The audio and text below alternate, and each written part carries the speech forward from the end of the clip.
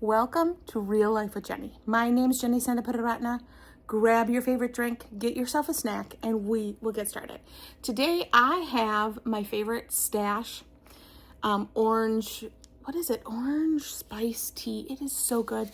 And it's in my favorite mug. I love this mug because it's nice and big.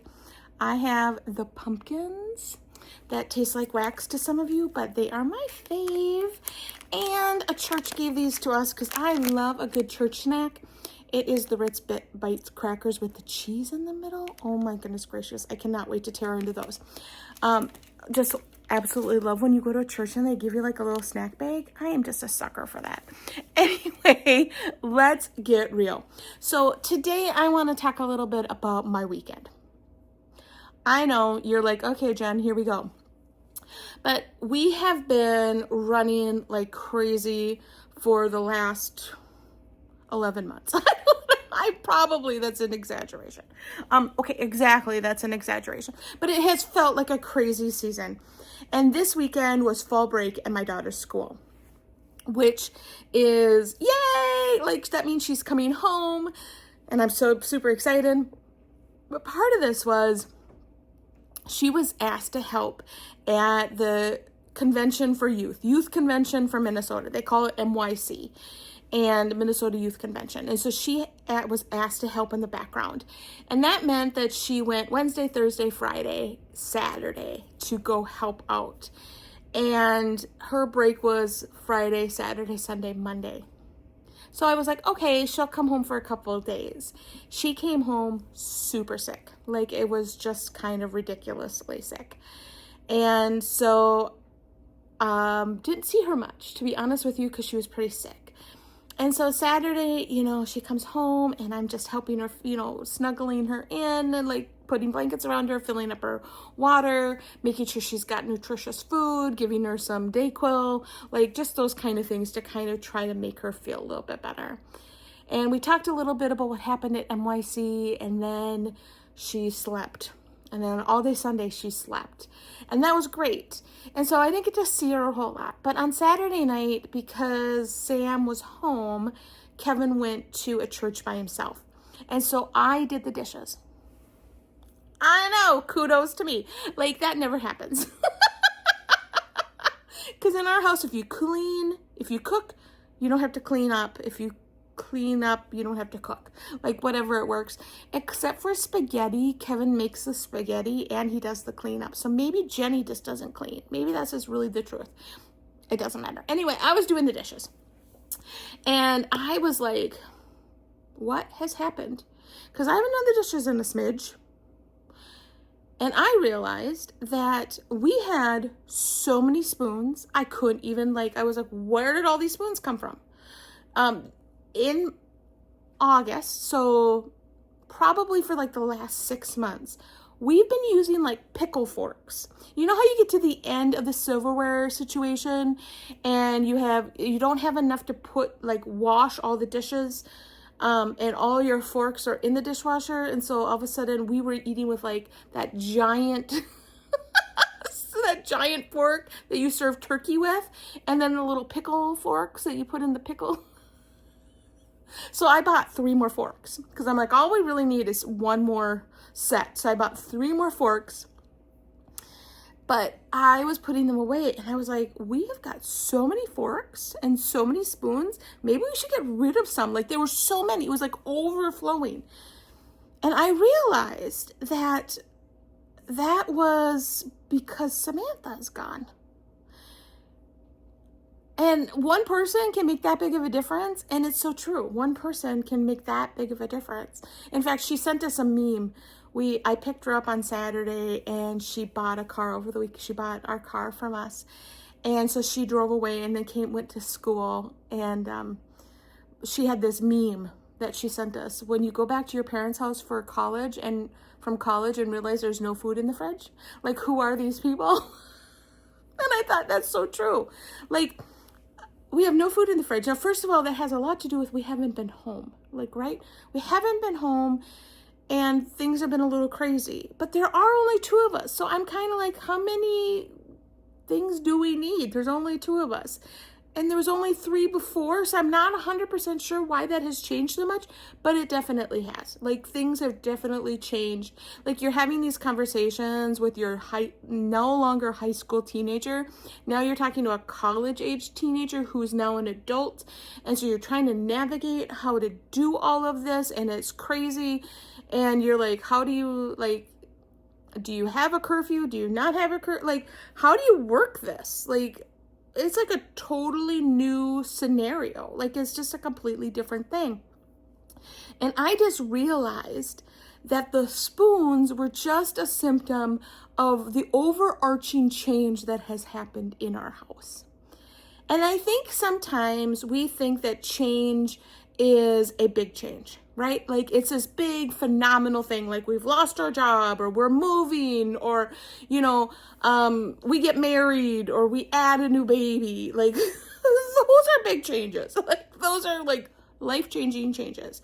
But there are small things that make a huge difference. My sister talks about something about 1,000 razor blade cuts, and that they're just as deep as a big slash across you, and almost more painful.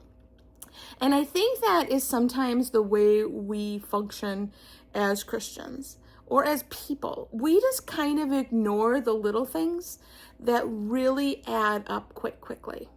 And then we have a really hard time articulating, like, why we're struggling.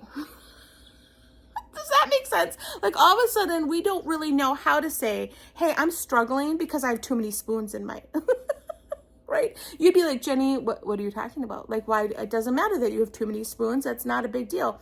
But to me, that shows the change. That shows that all of a sudden it's just Kevin and I.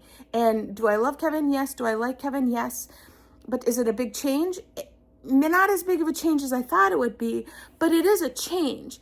And it has been ups and downs, and there's emotions, happy and sad, and all those kind of pieces all kind of navigate into one thing. And we so belittle those small things that we don't really kind of allow them to have their place. Does that make sense? We don't allow them to have the place of, you're not a big change. You're not a difficult thing. It's not that big of a deal. It is just another thing. And it's not, because they add up, right? They add up. And all of a sudden you find yourself crying in the parking lot. And you can't tell anybody why you're crying in the parking lot. You just know you're crying in the parking lot because they didn't have peppermint bonbon at Walmart this week. And all of a sudden you're just in tears going, it's not the peppermint bonbon. I know it's not the peppermint bonbon. That was just what they say, the straw that broke the camel's back. That is just one more thing that hasn't gone right in the last however long. Since my last cry, I don't know. But I think God wants to be part of those moments, of those small moments and of the big moments. I think God wants us to acknowledge the small moments that add up. He wants us to acknowledge the big moments with him. But I sat there and I'm looking at my big pile of spoons, and I felt overwhelmed. Not because of the spoons, like, who cares? But because it represented the new world that I'm in, the new change in my life, the newness of this, the small things that just add up. And I just wanted to encourage you this week that God is there with you as you're walking through those small things. And you sit there with a little misty eye over a drawer of spoons. That he is there with you as you're dealing with a difficult person, or you're looking at your finances going, they're not horrible. We're going to be able to pay rent, and we're going to be able to do all the things we need to do, but boy, would it be nice if we could. I've been there many times where I've cried out to the Lord and said, Lord, I know we've got food on our table, and I know we've got, Sam can be in this activity, and I know we have a dog and we can pay for him, and I know all those things are covered. But boy, would I really love this appliance, that is a little bit more outside of our price range, and I just know we can't afford it, and I'll just have to wait. I remember, I think I did a podcast on the door handles of our trailer. So we've been living here in November 26 years, and we had the ugliest door handles. I hated them the minute we walked in, but they got dirty really quick and they were so disgusting. And every time I'd go to the store to price out door handles for our cabinets, I would just come home so discouraged because I'm like, they're just too much. They're just too much money. And I'd feel like we were failing because we couldn't buy cabinet door handles.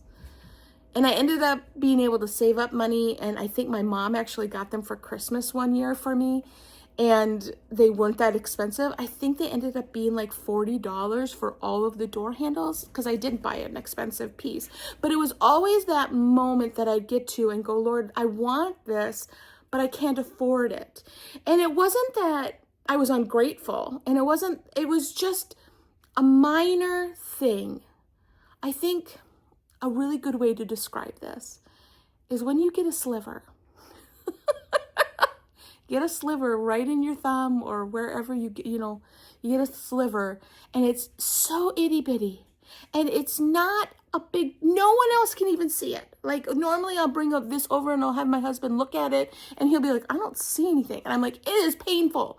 It hurts. I can't get it out. We got to figure out, like, he's Googling how to get a sliver that's underneath your skin. It is bothersome, but no one else can tell.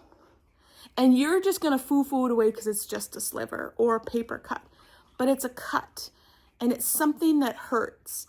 And so we have to acknowledge those moments, those small things, those little things that just can add up really quickly if we don't bring them to the Lord. And so I just wanted to encourage you. First of all, you're not alone. You're not the only one out there with a bunch of slivers. There are lots of people out there that are dealing with so many things that you're just like, I have friends that are walking through things I do not understand.